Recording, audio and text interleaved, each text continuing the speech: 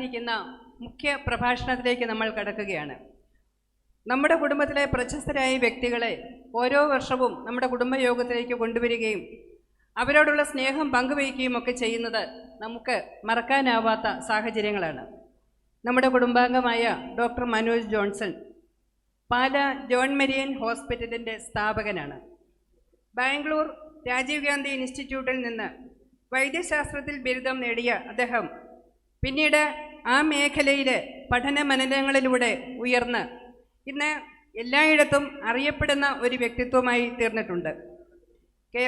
കേരളത്തിലും മറ്റ് പ്രദേശങ്ങളിലുമൊക്കെ ആയിട്ട് 15-ലേറെ ക്ലിനിക്കുകൾ അദ്ദേഹത്തിൻ്റെ നേതൃത്വത്തിൽ ഇന്ന് പ്രവർത്തിക്കുന്നുണ്ട്.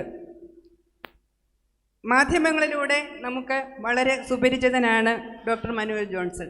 നമ്മുടെ കുടുംബത്തിലെ അംഗമാണ് അദ്ദേഹമെന്ന് പലരും ഇപ്പോഴായിരിക്കാം തിരിച്ചറിയുന്നത്.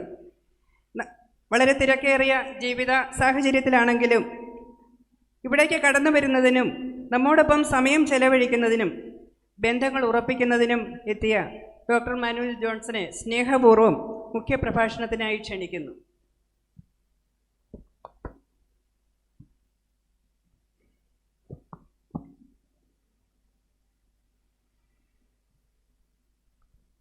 വേദിയിലും സദസ്സിലും ഉപവിഷ്ടരായിരിക്കുന്ന എല്ലാവർക്കും എൻ്റെ നമസ്കാരം.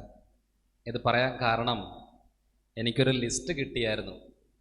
പക്ഷേ ശരിക്കും പറഞ്ഞാൽ ഇവിടെ ഇപ്പോൾ ഏറ്റവും ദൂരത്തുനിന്ന് വരുന്ന ആൾ ഞാനാണെന്ന് തോന്നുന്നു. കാരണം ഞാൻ റെപ്രസെൻറ്റേറ്റ് ചെയ്യുന്നത് കർണാടകയാണ്, മംഗലാപുരം. അപ്പോൾ അവിടെ ജനിച്ചത് വളർന്നത് പഠിച്ചതെല്ലാം അവിടെ ആയതുകൊണ്ട് മലയാളം സംസാരിക്കാൻ മാത്രമേ അറിയത്തുള്ളൂ. വായിക്കാനും എഴുതാനും ഒന്നും വലിയ ധാരണയില്ല. കാരണം അവിടെ പഠിക്കുന്നതെല്ലാം കന്നഡയാണ്, കന്നഡ തുളു എന്നൊക്കെ പറയുന്ന ലാംഗ്വേജാണ്. പിന്നെ ഈ നാട്ടിൽ കുറച്ച് നാൾ വന്നതുകൊണ്ട് മലയാളം വലിയ കുഴപ്പമില്ലാതെ സംസാരിക്കാൻ പറ്റുന്നു. അവിടെ ആയപ്പം മലയാളത്തിൻ്റെ കൂടെ പലപ്പോഴും കന്നഡയാണ് കയറി വരുന്നത്. അപ്പോൾ അതുകൊണ്ട് ഞാൻ വായിച്ചു നോക്കിയിട്ട് എനിക്ക് വലിയ പേരുകളൊന്നും മനസ്സിലായില്ല. അതുകൊണ്ടാണ് ഞാൻ ഒറ്റ വാക്കിലത് പറഞ്ഞത്. എന്തായാലും ഒത്തിരി സന്തോഷം ഇവിടെ വന്ന് ഇത്രയേറെ കുടുംബാംഗങ്ങളെ കാണാൻ പറ്റി. ശരിക്കും ഫസ്റ്റ് ടൈമാണ് ഇങ്ങനെ ഒരു കുടുംബയോഗത്തിന് വരുന്നത്. ഈ ഒരു ദിവസം ശരിക്കും പറഞ്ഞാൽ 1 കൊല്ലം മുമ്പാണ് ടോമിച്ചാൻ എന്നെ വിളിച്ച് പറഞ്ഞത്, ഇപ്പോഴല്ല. അപ്പോൾ ഞാൻ പറഞ്ഞു 1 കൊല്ലം കഴിഞ്ഞേച്ച് എന്നോട് വിളിച്ചപ്പോഴേ പറഞ്ഞാണ് അടുത്ത കൊല്ലം മെയ് 1-ന് നമ്മുടെ കുടുംബയോഗമുണ്ട്, മനോജ് വരണം എന്ന് പറഞ്ഞു. ഞാൻ പറഞ്ഞു ഇനി 1 കൊല്ലം കിടക്കുമല്ലേ, ഈ 1 കൊല്ലത്തിന് ഇപ്പോഴേ നമ്മൾ പറയേണ്ട ആവശ്യമില്ലല്ലോ. അത് പറഞ്ഞു അതല്ല, 1 കൊല്ലം കഴിഞ്ഞാണേലും വേറെ ഒരു പരിപാടിയും പിടിക്കരുത്. പക്ഷെ അതിൻ്റെ ഇടയ്ക്ക് ഒത്തിരിയേറെ പരിപാടികൾ വന്നതുകൊണ്ട് ഈ ദിവസം ഓൾറെഡി ഫിക്സ് ചെയ്തത് കൊണ്ടാണ് എനിക്ക് ഇവിടെ ഒന്ന് വരാൻ പറ്റിയത്. പലപ്പോഴും ഞാൻ വിളിച്ചു ചോദിക്കും, ടോംച 1-ാം തീയതി തന്നെയല്ലേ, മാറ്റമില്ലല്ലോ എന്നൊക്കെ പലതവണ ഞാൻ ചോദിച്ചിട്ടുണ്ട്. പക്ഷേ ഞങ്ങളുടെ നാട്ടിൽ മംഗലാപുരത്തൊക്കെ ഞാനൊക്കെ ജനിച്ചത് അവിടെയാണ്. ജനിച്ച സമയത്ത് നമുക്കിങ്ങനെ അറിയില്ല. ആകെ വളഞ്ഞവട്ടം അറിയാം, വലിയപറമ്പിൽ അറിയാം, അങ്ങനെ കുറച്ച് പേരുകളൊക്കെ അറിയാം എന്നുള്ളതല്ലാതെ ആരൊക്കെയാണ് ബന്ധം, ഏത് രീതിയിലാണ്, ഇപ്പം ആരൊക്കെയാണ് ഉള്ളത്, ഒരു ധാരണയും ഇല്ല. പലപ്പോഴും അവിടെ എല്ലാവരും ഓരോ വഴികളിൽ ബിസിയാണ്. അപ്പം നമ്മളിപ്പം നാട്ടിൽ കേരളത്തിലുള്ളത് കൊണ്ട് ഇപ്പം ഇങ്ങനെ എല്ലാവരെയും വന്ന് കാണാൻ പറ്റി. ഞാനൊരു 2 കൊല്ലം മുമ്പെങ്ങാണ്ടാണ് പള്ളിയിൽ വന്നിട്ടുണ്ടായിരുന്നു. വന്ന സമയത്ത് അവിടെ കുറച്ച് വീടുകളൊക്കെ കയറി ഇറങ്ങി. എൻ്റെ പപ്പായ്ക്ക് മാത്രമേ ഇവിടുത്തെ ബന്ധങ്ങൾ അറിയത്തുള്ളൂ, എനിക്കറിയില്ല. അപ്പോൾ പപ്പായുടെ തലമുറയിലുള്ള ആൾക്കാരാണ് ഈ അങ്ങോട്ടും ഇങ്ങോട്ടും പരിചയപ്പെടുത്തുന്നത്. ഇതാ ഇന്ന ആളാണെന്നൊക്കെ പറഞ്ഞു വെച്ചു. അപ്പോൾ എൻ്റെ തലമുറയിലുള്ള ആൾക്കാർക്ക് ബന്ധങ്ങൾ അറിയില്ല. അപ്പോൾ ഇപ്പോഴും അതിനൊരു ബ്രിഡ്ജായിട്ട് ടോംചാനാണ് എനിക്കൊരു കണക്ഷനായിട്ട് നിൽക്കുന്നത്. അപ്പോൾ എല്ലാവരെയും ഞാൻ ഇനിയും പരിചയപ്പെട്ട് വരികയാണ്. എന്തായാലും ഒത്തിരി സന്തോഷം. ഇതാണ് നമ്മളൊരു കുടുംബവുമായിട്ടുള്ള ഒരു ബന്ധമാണ് ഞാൻ പറഞ്ഞു വന്നത്. അപ്പം നെക്സ്റ്റ് ഇത് കുറച്ചുകൂടെ നല്ല രീതിയിലും എല്ലാ സ്ഥലങ്ങളിൽ നിന്നും ആൾ വന്ന് നല്ലൊരു റിലേഷൻഷിപ്പ് മെയിൻറ്റെയിൻ ചെയ്യാൻ പറ്റട്ടെ. എൻ്റെ മേഖല എന്ന് പറയുന്നത് ലൈഫ് സ്റ്റൈൽ മെഡിസിൻ എന്നാണ് പറയുന്നത്. ജീവിതശൈലി രോഗങ്ങളുമായിട്ട് ബന്ധപ്പെട്ട് ചികിത്സ ചെയ്യുന്ന ഒരു മേഖലയാണ്. അപ്പം ഞാൻ ഒരു US-ലായിരുന്നു. ഈ ഒരു കോവിഡ് സമയത്താണ് ഞാൻ ഫുൾ ടൈം ഇവിടെ നാട്ടിൽ വന്നത്. അപ്പോൾ അവിടെ ക്രൂസ് ഷിപ്പിൽ, അതായത് കപ്പൽ, നമ്മുടെ ഈ പാസഞ്ചേഴ്സ് ഷിപ്പിലെ കപ്പലിലെ ഡോക്ടറായിരുന്നു. അപ്പോൾ അതിൻ്റെ ഭാഗമായിട്ട് ഒത്തിരി സ്ഥലങ്ങൾ പോകാൻ പറ്റി. ഒരു 74ഓളം കൺട്രീസ് പോയിട്ടുണ്ട്. അപ്പോൾ എല്ലാ സ്ഥലങ്ങളിലും പോയി ഓരോ കാര്യങ്ങൾ കാണുമ്പം നമ്മൾക്ക് തോന്നും, ഇത് നമ്മുടെ നാട്ടിലുണ്ടായിരുന്നെങ്കിൽ നല്ലതായിരുന്നല്ലോ, ഇത് ചെയ്യുന്നത് നല്ലതായിരുന്നല്ലോ എന്നുള്ളത്. വേറൊന്നുമല്ല, കപ്പലിൽ ഡോക്ടറായിട്ട് നിൽക്കുന്ന സമയത്ത് ഭൂരിഭാഗം കപ്പലിൽ യാത്ര ചെയ്യുന്നത് 60, 70, 80 വയസ്സുള്ള ആൾക്കാരാണ്. അല്ലാതെ ചെറുപ്പക്കാർ ഓടി വന്ന് യാത്ര ചെയ്യില്ല. അവർക്ക് കുറേ ജോലിയും കാര്യങ്ങളൊക്കെ ഉണ്ട്. പക്ഷെ ഭൂരിഭാഗം ജീവിതം ആസ്വദിക്കുന്നത് 60 വയസ്സിന് ശേഷമുള്ള ആൾക്കാരാണ്. ഇവിടെ ശരിക്കും പറഞ്ഞാൽ 60 വയസ്സ് കഴിയുമ്പോഴത്തേനും ആളുകൾക്ക് പേടിയാണ്. പല ആൾക്കാരും പള്ളി പോലും വളരെ ബുദ്ധിമുട്ടിയാണ് പോകുന്നത്. കാരണം വേറൊന്നുമില്ല, ഏകദേശം 60, 70 ആകുമ്പം ഏകദേശം നമ്മുടെ കാര്യത്തിൽ തീരുമാനമായി എന്നൊരു തോന്നൽ മനസ്സിൽ കയറും. അത് കഴിഞ്ഞേച്ച് പിന്നെ എല്ലാത്തിനും പേടിയാണല്ലോ. വണ്ടിയെ പോകാൻ പേടി, നടക്കാൻ പേടി, ഉരുണ്ട് വീഴുവോ, ഫ്രാക്ചർ വരുവോ, പള്ളി ഇരിക്കുമ്പോൾ തലകറങ്ങി വീഴുവോ, ഒരു ഫംഗ്ഷന് പോകാൻ പേടി, പല രീതിയിലുള്ള പേടി. ഇപ്പോൾ എന്നാ ഭൂരിഭാഗം നിങ്ങൾ പൊക്കോ, ഞാനിവിടെ ഇരുന്നോളാം, എനിക്ക് വല്ല കുഴപ്പമൊന്നുമില്ല എന്നുള്ള രീതിയിലേക്ക് വരും. പക്ഷെ ഇവിടെ എനിക്കൊരു സന്തോഷമുണ്ട്. ഒന്നുമില്ലെങ്കിലും കുറച്ച് 50-60 വയസ്സിന് മുകളിലുള്ള ആൾക്കാർ, ഒരു 60% ആൾക്കാർ ഇവിടെ ഉണ്ട്. അതൊരു വലിയൊരു സന്തോഷമുള്ളൊരു കാര്യമാണ്. ശരിക്കും പറഞ്ഞാൽ നമ്മൾ ഈ 60 വയസ്സിന് ശേഷമാണ് ജീവിതം ഒന്ന് ആസ്വദിക്കേണ്ടത്. ആസ്വദിക്കുന്ന സമയത്ത് നമുക്ക് ഭൂരിഭാഗം സ്ഥലത്ത് ശ്രദ്ധിച്ചിട്ടില്ലേ, നല്ല ജോലിയും കാര്യങ്ങളൊക്കെ ആയിരിക്കും. പക്ഷെ ആ ജോലി ചെയ്യുന്ന സമയങ്ങളിൽ ഒരു യാത്ര പോകത്തില്ല. കാരണം പല പ്രാരാബ്ധങ്ങൾ, പല ബുദ്ധിമുട്ടുകൾ എല്ലാം കഴിഞ്ഞേച്ച് മാറ്റി വെച്ച് നമുക്ക് പോകാൻ പറയും. ഈ റിട്ടയർഡൊക്കെ കഴിഞ്ഞ് 60 വയസ്സാകുമ്പോഴത്തേനും പിന്നെ മര്യാദയ്ക്ക് ഒരു യാത്ര പോകാൻ പറ്റുമോ? ഒരു അരമണിക്കൂർ ഇരുന്ന് യാത്ര പോകുമ്പോഴത്തേനും നടുവേദന തുടങ്ങും, കഴുത്ത് വേദന തുടങ്ങും, കാല് മരപ്പ്, കാലിൽ നീര് വെക്കുന്നത്, തലകറക്കം, ഛർദിൽ. ഈ പ്രായമുള്ള ആളുകൾ ഇഷ്ടപ്പെടുന്ന ഒരു കാര്യം എന്ന് പറയുന്നത് ഈ വിശുദ്ധ നാട്ടിലൊക്കെ പോവുക എന്നുള്ളത് പറയും, ഇസ്രയേലിൽ പോവുക, അങ്ങനെ കുറേ സംഭവങ്ങളൊക്കെ ഉണ്ട്. അപ്പോൾ ഞാനവിടെ ഒരു 3-4 ദിവസം ഉണ്ടായിരുന്നതാണ്. അപ്പോൾ എപ്പോഴെങ്കിലും എന്തെങ്കിലുമൊക്കെ ആഗ്രഹം തോന്നുവാണെങ്കിൽ അന്നേരം തന്നെ ചെയ്തു വിടുക എന്നുള്ളതേ ഉള്ളൂ. അല്ലാതെ ഒരു പ്രായം കഴിഞ്ഞേച്ചാണ് ഓരോ കാര്യം ചെയ്യാൻ പോകുന്നതെങ്കിൽ നടക്കത്തില്ല. കാരണം അവിടെ എന്തോരം നടക്കാനുണ്ട്, എന്തോരം ബുദ്ധിമുട്ടാണ്, എന്തോരം വെയിലാണ്. നമ്മളിപ്പോൾ അവിടെ പോയിട്ട് ഒന്ന് ഉരുണ്ട് വീണ് ഫ്രാക്ചറായി കഴിഞ്ഞാൽ പിന്നെ നാട്ടിൽ വരാൻ പെടുന്ന പാട്. അപ്പോൾ എന്തെങ്കിലും ആഗ്രഹങ്ങൾ ചെറിയ പ്രായത്തിൽ, ചെറുപ്പകാലത്തിൽ എല്ലാം സാധിച്ചെടുക്കുന്നതാണ് ഏറ്റവും നല്ല കാര്യം. നമ്മുടെ ആരോഗ്യം നമ്മുടെ കയ്യിൽ ഇല്ലാത്തതാണ്. ഞാൻ ഒരു 4 ലക്ഷത്തിലെ അടുത്ത് കൺസൾട്ടേഷൻ ചെയ്തിട്ടുണ്ട്. നമുക്ക് 19ഓളം ക്ലിനിക്കുകൾ പല സ്ഥലങ്ങളിലായിട്ടുണ്ട്. അപ്പം കേരളത്തിൽ തന്നെ പാലക്കാട് ഒഴിച്ച് ബാക്കി എല്ലാ ഡിസ്ട്രിക്റ്റുകളിലും ഉണ്ട്. ഇപ്പോൾ തിരുവല്ലയിൽ നമുക്ക് ചിലങ്ക എന്ന് പറയുന്നൊരു തിയേറ്ററിൻ്റെ അടുത്താണ് ഇവിടെ ക്ലിനിക്കുള്ളത്. അപ്പോൾ ഇവിടെ ഒത്തിരി സ്ഥലങ്ങളിൽ നമ്മളിങ്ങനെ കൺസൾട്ടേഷൻ കാര്യങ്ങളൊക്കെ ആയിട്ട് നിൽക്കുമ്പോൾ നമ്മൾ ഓരോ ആളുകളുമായിട്ട് സംസാരിക്കും. പക്ഷേ ഈ 5000-10000 പേരോട് സംസാരിക്കുന്ന പോലല്ല ലക്ഷക്കണക്കിന് ആൾക്കാരുമായിട്ട് നമ്മൾ ഇൻട്രാക്ട് ചെയ്യുമ്പോൾ. അന്നേരം നമുക്ക് കറക്റ്റ് കാര്യങ്ങൾ മനസ്സിലാവും. അപ്പോൾ ഭൂരിഭാഗം ആൾക്കാരുടെ ഒരു മാനസികാവസ്ഥ എങ്ങനെയാണ് എന്നുള്ളൊരു ഐഡിയ കിട്ടും. പൊതുവെ സ്ത്രീകൾക്കാണ് ഏറ്റവും കൂടുതൽ ആരോഗ്യ പ്രശ്നം വരുന്നത്. അത് പുരുഷന്മാർക്ക് ആരോഗ്യ പ്രശ്നം ഇല്ലാഞ്ഞിട്ടല്ല, സ്ത്രീകൾക്ക് മാസം പീരിയഡ്സിൻ്റെ കാര്യങ്ങളുണ്ട്, പ്രസവിക്കുന്നവരാണ്, പാല് കൊടുക്കുന്നവരാണ്, ഏറ്റവും കൂടുതൽ ത്യാഗം സഹിക്കുന്നവരാണ്. ശരീരത്തിൽ ഓരോ നിമിഷവും പല രീതിയിലുള്ള ചേഞ്ചസ് വന്നുകൊണ്ടിരിക്കുന്ന ഒരു ശരീരത്തിൽ പല ബുദ്ധിമുട്ടുകളുണ്ടാകും. പക്ഷേ ഈ ചെറുപ്പ സമയം തൊട്ട് തന്നെ ആരോഗ്യ പ്രശ്നങ്ങളും ബുദ്ധിമുട്ടുകളും ചികിത്സയും ആശുപത്രിയും ഡോക്ടർമാരെന്ന് പറഞ്ഞ് നടക്കുന്നത് സ്ത്രീകളാണ്. പക്ഷെ പെട്ടെന്ന് മരിക്കുന്നത് പുരുഷന്മാരാണ്. പുരുഷന്മാരങ്ങനെ ആശുപത്രിയിൽ അങ്ങനെ വലിയ പോകുന്ന ആൾക്കാരൊന്നുമല്ല. വലിയ പ്രശ്നമെന്ന് പറഞ്ഞാൽ അത് കുഴപ്പമില്ല എന്നുള്ള രീതിയിലേക്ക് നിൽക്കുന്നവരാണ്. അതായത് ഷുഗർ കൂടുതലാണ്, അത് സാരമില്ല, BP ഭയങ്കര ഹൈ ആണ്, കുഴപ്പമില്ല. ചിലർ പറയുന്നത് വെച്ചാൽ ഞാനെങ്ങാണ് ആശുപത്രി പോയി കഴിഞ്ഞാൽ എന്നെ പിടിച്ച് കടത്തും. കാരണം ഉള്ള എല്ലാ പ്രശ്നങ്ങളും എനിക്കുണ്ട്, ഉള്ള എല്ലാ മെഷീൻസിലും കയറ്റി ഇറക്കും, അതുകൊണ്ട് വേണ്ട. ഷുഗർ ഉണ്ടോ, ഗുളിക നേരെ ഞാൻ ചെയ്തോളാം, കഴിച്ചോളാം, തീർന്നു. അപ്പോൾ ഏറ്റവും കൂടുതൽ സഡൻ ഡെത്ത്, മരണം സംഭവിക്കുന്നത് പുരുഷന്മാരിലും ഏറ്റവും കൂടുതൽ ആരോഗ്യ ബുദ്ധിമുട്ടുകൾ അനുഭവിക്കുന്നത് സ്ത്രീകളുമാണ്. ഇങ്ങനെയാണ് ഒരു രീതി. ഇതിൽ ഇപ്പോൾ വന്നുകൊണ്ടിരിക്കുന്ന ഭൂരിഭാഗ സാഹചര്യങ്ങൾ പ്രമേഹം തന്നെയാണ്. ഇവിടെ പ്രമേഹമുള്ളവർ കാണും, മരുന്നെടുക്കുന്നവരും കാണും.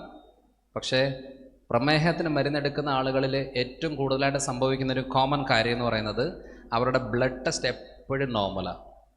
ഒരു 100, 120, 130, കൂടിപ്പോയൊരു 150. കാരണം മരുന്നെടുക്കുന്നവരായിരിക്കും, ഫാസ്റ്റിംഗ് ഷുഗറൊക്കെ. പക്ഷേ ഇങ്ങനെയുള്ള ആളുകൾ ഏറ്റവും കൂടുതൽ ശ്രദ്ധിക്കേണ്ടത് എൻ്റെ ഷുഗർ നോർമലാന്ന് പറഞ്ഞിരിക്കരുത്. കാരണം ആ ശരീരത്തിന് ഡാമേജ് വരുന്ന ഷുഗർ കാരണമല്ല, ഷുഗർ കൂടിയിട്ടുമല്ല, ഷുഗർ ഉണ്ടാകുന്ന കാരണം കൊണ്ടാണ്. അപ്പോൾ ഷുഗർ ഉള്ള ആൾക്കാർക്ക് മരുന്നെടുത്ത് കഴിയുമ്പോൾ അവർ വിചാരിക്കുന്നത് എൻ്റെ ഷുഗർ കൺട്രോളാണെന്നാണ്. പക്ഷേ അവരുടെ കാഴ്ച മങ്ങി വരും, കാഴ്ച മങ്ങും. അതേപോലെ ശ്രദ്ധിച്ചാൽ മതി, കുറച്ച് ഒരു 4-5 കൊല്ലമൊക്കെ ഷുഗറുള്ള ആൾക്കാരുടെ നോക്കിയാൽ മതി, ഈ കൈ പിന്നെ പൊങ്ങത്തില്ല. അതായത് ഷോൾഡർ സ്റ്റിഫാവും. ചിലപ്പോൾ ഒരു വേദനയായിരിക്കും, ചിലപ്പോൾ കൈ പൊക്കാൻ മേലാത്ത രീതി വരും, ചിലപ്പോൾ പുറകോട്ട കൈ ഇങ്ങനെ പോക്കറ്റിലൊക്കെ കൈ ഇടാൻ പറ്റത്തില്ല. ഷേക്കൻ്റെ കൊടുക്കുമ്പോൾ ഇങ്ങനെയാണ് ഷേക്കൻ്റെ കൊടുക്കുക, നമുക്ക് മനസ്സിലാവും. ഒരാൾ ഷേക്കൻ്റെ തരുമ്പോൾ മനസ്സിലാവും. അതിനാണ് ഫ്രോസൺ ഷോൾഡർ എന്ന് പറയുന്നത്. കൈ സ്റ്റിഫാവും, ഒരു 5-6 മാസം കാണും, പിന്നെ ഓക്കെ ആവും, പിന്നെ അടുത്ത കൈയിലേക്ക് വരും. ഇതാണ് പോകുന്നത്.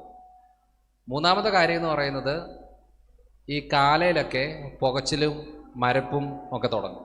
ഉറുമ്പരയ്ക്കുന്ന പോലെ തോന്നും, ചിലപ്പോൾ കനലിൻ്റെ മുകളിൽ കാല് വെച്ച പോലെ തോന്നും, ചിലപ്പോൾ ഈ നഖമൊക്കെ നല്ല കറുത്ത് ഫംഗസ് വന്ന് ഡാമേജായി പൊടിഞ്ഞു പോകുന്ന രീതിയിലേക്ക് വരും, കാലൊക്കെ കറുത്ത് വരും, രക്തയോട്ടത്തിൻ്റെ പ്രശ്നം. ഇതൊക്കെ ഷുഗർ ഉള്ളവർക്ക് ഉണ്ടാകുന്നതാണ്. പക്ഷേ കാലിന് ശ്രദ്ധിച്ചാൽ മതി, കാലിൽ രോമമൊക്കെ കൊഴിഞ്ഞ് കാലിലൊക്കെ കറുത്ത ഡോട്ടുകളൊക്കെ വന്നിരിക്കും. അത് കുറച്ച് കഴിയുമ്പോഴാണ് ഡയബറ്റിക് ഫുഡിലേക്ക് പോകുന്നത്.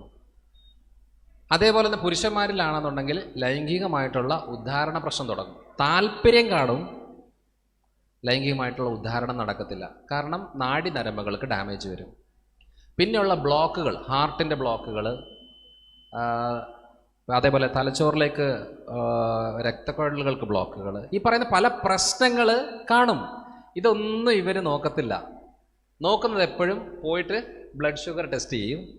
120 കുഴപ്പമില്ല, HbA1c ഒരു 7 കുഴപ്പമില്ല, ക്ലിയർ ആണല്ലോ, വലിയ കുഴപ്പമില്ലല്ലോ എന്ന് പറഞ്ഞിരിക്കും. പക്ഷെ ഇവിടെ അല്ല കുഴപ്പം. ഒരു സൈഡിൽ നിന്ന് മൂത്രത്തിൽ ഇങ്ങനെ പത പൊക്കോണ്ടിരിക്കും. മൂത്രത്തിൽ പത പോയി കഴിഞ്ഞ് കുറച്ച് കഴിയുമ്പം കിഡ്നിക്ക് ഡാമേജ് വരും. കിഡ്നിക്ക് ഡാമേജ് വരുമ്പോഴാണ് ഈ പ്രോട്ടീനൊക്കെ ഇങ്ങനെ പോകുന്നത്. അപ്പോൾ നമ്മുടെ പ്രശ്നം എന്താണെന്ന് വെച്ചാൽ നമ്മൾ ആകെ നോക്കുന്ന ഫാസ്റ്റിംഗ് ഷുഗറും കാര്യങ്ങളൊക്കെ ചെക്ക് ചെയ്തിട്ട് വലിയ കുഴപ്പമില്ല എന്ന് പറഞ്ഞിരിക്കും. അതേപോലെ ഒരു പ്രശ്നമാണ് ഞാൻ പറഞ്ഞ സഡൻ ഡെത്ത് സംഭവിക്കുന്ന വേറൊരു കാര്യമാണ് ലിവർ. ഇവിടെ പലരും ബ്ലഡ് ടെസ്റ്റ് ചെയ്യുന്നവരായിരിക്കും. വളരെ കോമൺ ആയിട്ട് ചെക്ക് ചെയ്യുന്നൊരു കാര്യം എന്താണെന്നറിയോ? Liver function test. ചെയ്തിട്ടുണ്ടോ ആരെങ്കിലും liver function test? SGPT, SGOT എന്നൊക്കെ ചെയ്തിട്ടുണ്ടോ? ഈ SGPT, SGOT എന്നൊക്കെ പറയുന്നത് ചെക്ക് ചെയ്യുന്നത് അതിനകത്ത് വേരിയേഷൻ വരുന്നത് ഏറ്റവും അവസാനമാണ്.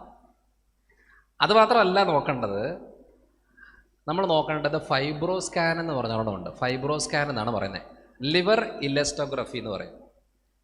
ഇതാണ് ശരിക്കും പറഞ്ഞ ലിവറിൻ്റെ കണ്ടീഷൻ. നമ്മൾ ഈ ബ്ലഡ് ടെസ്റ്റ് ചെയ്തുകൊണ്ടിരിക്കും, എന്നിട്ട് കുഴപ്പമില്ല എന്ന് പറഞ്ഞിരിക്കും. ഒരു സുപ്രഭാതത്തിൽ അവർ പറയും നിങ്ങൾക്ക് സീറോസിസ് ആണ്, ലിവർ മാറ്റി വെക്കണം എന്ന് പറയും. അപ്പോൾ ഇവിടെ ഈ ഗ്രൂപ്പിൽ മദ്യപിക്കുന്ന ആൾക്കാർ കാണും, മദ്യപിക്കാതിരിക്കുന്നവർ കാണും. പല രീതിയിൽ ലിവറിൻ്റെ പ്രശ്നം വരുമല്ലോ. വെറുതെ ഓവർലോഡായിട്ട് മരുന്നെടുത്താൽ തന്നെ ലിവറിൻ്റെ കാര്യത്തിൽ തീരുമാനമാവും. അമിതമായിട്ട് ഭക്ഷണം കഴിച്ചാൽ തന്നെ ലിവറിൻ്റെ കാര്യത്തിൽ തീരുമാനമാവും. ഇതേപോലെ സ്ഥിരമായിട്ടുള്ള ആൻറ്റിബയോട്ടിക്കുകളോ സ്റ്റീറോയിഡുകളോ കറക്റ്റായിട്ട് സപ്ലൈ ചെയ്താലും അടുപ്പിച്ചെടുത്താൽ പ്രശ്നം വരും. അതേപോലെ ഈ മലേറിയ, ടൈഫോയിഡ്, ജോണ്ടിസ് എന്നൊക്കെ പറയുന്ന ഈ രോഗാവസ്ഥകൾ ലിവറിന് ഡാമേജ് ഉണ്ടാക്കും. പക്ഷെ നമ്മളാരും ലിവറിന് ഡാമേജ് എത്ര എണ്ണം നോക്കുന്നില്ല. നമ്മൾ എപ്പോഴും ചെക്ക് ചെയ്യുന്ന liver function test, lipid profile എല്ലാവരും ചെക്ക് ചെയ്യത്തില്ലേ? ഈ കൊളസ്ട്രോൾ, ട്രൈഗ്ലിസറൈഡ്, ഇതിനെല്ലാം മരുന്നെടുക്കും, എന്നിട്ടിത് ചെക്ക് ചെയ്യും. അന്നേരം നോക്കുമ്പോൾ കുഴപ്പമില്ല. അപ്പോൾ ഞാൻ പറഞ്ഞു വന്നതെന്നു വെച്ചാൽ നമ്മൾ ചെക്ക് ചെയ്യുന്ന രീതിയിൽ പോലും മിസ്റ്റേക്കാണ്. അല്ലാതെ ഇത് നമ്മുടെ സമാധാനത്തിന് വേണ്ടി നമ്മൾ ചെക്ക് ചെയ്ത് നോക്കുന്നു എന്നുള്ളതല്ലാതെ ആക്ച്വലി പ്രശ്നമുണ്ടെന്ന് അറിയണമെന്നുണ്ടെങ്കിൽ ഇതൊന്നും അല്ല നോക്കേണ്ടത്. ഇപ്പം ഞാൻ എൻ്റെ സ്പെഷ്യലൈസേഷൻ എന്ന് പറയുന്നത് ഗട്ടാണ്, കുടൽ, ഗട്ട് മൈക്രോബ്സ് എന്നാണ് പറയുന്നത്. കുടലിലുള്ള നല്ല ബാക്ടീരിയകൾ. ഈ ബാക്ടീരിയകൾ എങ്ങനെയാണ് നമ്മുടെ മറ്റ് ആരോഗ്യത്തെ ബാധിക്കുന്നത്? ഇവിടെയുള്ള ഭൂരിഭാഗം ആളുകളിൽ ചിലപ്പോൾ കോൺസ്റ്റിപ്പേഷൻ കാണാൻ സാധ്യതയുണ്ട്. മലം മുറുകും. മലം മുറുക എന്ന് പറഞ്ഞാൽ ഡെയിലി പോകുന്നുണ്ടായിരിക്കും, പക്ഷെ മുറുകിയായിരിക്കും. ചിലപ്പം മരുന്ന് കഴിക്കേണ്ടി വരും, ചിലപ്പം പഴം കഴിക്കേണ്ടി വരും, ചിലപ്പോൾ ഇലക്കറികൾ കഴിക്കേണ്ടി വരും, പല രീതിയിലുള്ള കാര്യങ്ങൾ കാണും. പക്ഷെ ഇത് കുടലിലെ നല്ല ബാക്ടീരിയകൾ കുറയുന്നതുകൊണ്ടാണ് സംഭവിക്കുന്നത്. അപ്പം നമ്മൾ ആ ബാക്ടീരിയൽ കാര്യം നോക്കുന്നേ ഇല്ല. ചെറിയ കുട്ടികളിൽ ഓട്ടിസം ഉള്ള കുട്ടികൾ, ഈ ഹൈപ്പർ ആക്റ്റീവ് കുട്ടികളുണ്ട്. ചുമ്മാ ഒരിടത്തിരിക്കത്തില്ല, ഓടി നടന്ന് ബഹളം വെച്ചുകൊണ്ടിരിക്കുന്ന കുട്ടികളുണ്ട്.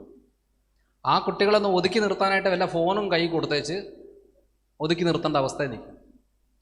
കാരണം വേറെ ഒന്നിലും നിൽക്കത്തില്ല. അപ്പോൾ ഈ 4 വയസ്സിന് താഴോട്ടുള്ള കുട്ടികളിൽ അടുപ്പിച്ച് ഫോൺ കൊടുത്തു കഴിഞ്ഞാൽ അങ്ങനെ വരുന്ന ഒരു പ്രശ്നമാണ് വിർച്വൽ ഓട്ടിസം എന്ന് പറയും. വിർച്വൽ ഓട്ടിസം എന്ന് പറഞ്ഞാൽ അവരുടെ സ്വഭാവ രീതിയേ മാറും. അപ്പോൾ ജനിക്കുന്ന ഒരു കുഞ്ഞു പോലും ഓട്ടിസം ഉണ്ടാവത്തില്ല. ജനിച്ചു കഴിഞ്ഞ് 1-2 വയസ്സിനുള്ളിലാണ് ഈ ഓട്ടിസം പ്രശ്നം തുടങ്ങുന്നത്. അതുണ്ടാകുന്നത് ക്ലോസ്ട്രീഡിയം എന്ന് പറയുന്നൊരു ബാക്ടീരിയ കുടലിൽ കൂടുന്നതുകൊണ്ടാണ്.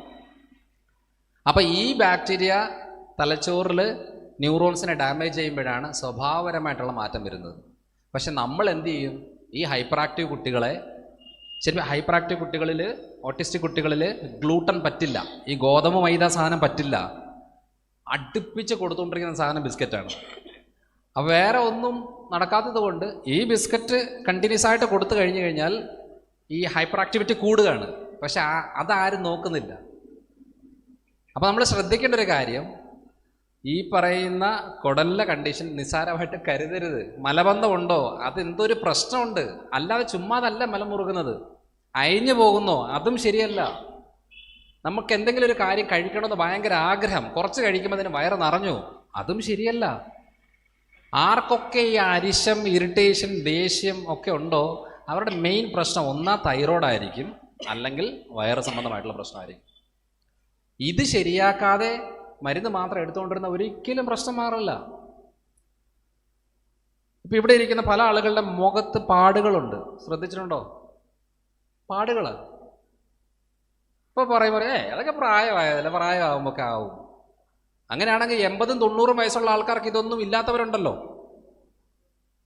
ഈ 2 സൈഡും കറുത്ത പാട് വരുന്നതാണെങ്കിൽ ലിവറിനാണ് പ്രശ്നം. ഈ ഫ്രണ്ടിലാണെന്നുണ്ടെങ്കിൽ ഇത് തൈറോയ്ഡ് റിലേറ്റഡ് ആണ്. ഈ ഭാഗം, സ്ത്രീകൾക്കാണ് ഈ ഭാഗം കൂടുതൽ, പുരുഷന്മാർക്ക് ഈ ഭാഗമാണ്. ഇതൊക്കെ ശരീരം കാണിക്കുന്ന ലക്ഷണങ്ങളാണ്. പക്ഷെ ഇതൊന്നും നമ്മളെ ഒന്നും ബാധിക്കുന്നേ ഇല്ല. അപ്പം മനസ്സിലാക്കേണ്ട ഒരു കാര്യം, ഒരു സുപ്രഭാതത്തിൽ ഒരു രോഗം ആർക്കും വരത്തില്ല. ആദ്യം ഉറപ്പിക്കേണ്ടത് ഫാറ്റി ലിവർ ഉണ്ടോ എന്നുള്ളതാണ്. അതുകൊണ്ട് അതൊരു അൾട്രാസൗണ്ട് സ്കാനിങ് ചെയ്ത് കഴിഞ്ഞാൽ ഈസി ആയിട്ട് മനസ്സിലാവും. അത് കുറച്ച് നാൾ പോയി കഴിഞ്ഞാൽ പ്രമേഹം തുടങ്ങും. സ്ത്രീകളിലാണെങ്കിൽ യൂട്രസിൽ മുഴ ഉണ്ടാകും, തൈറോയ്ഡിൽ മുഴ തുടങ്ങും, തൈറോയ്ഡ് വേരിയേഷൻ തുടങ്ങും. ഇങ്ങനെയാണ് അതിൻ്റെ രീതികൾ പോകുന്നത്.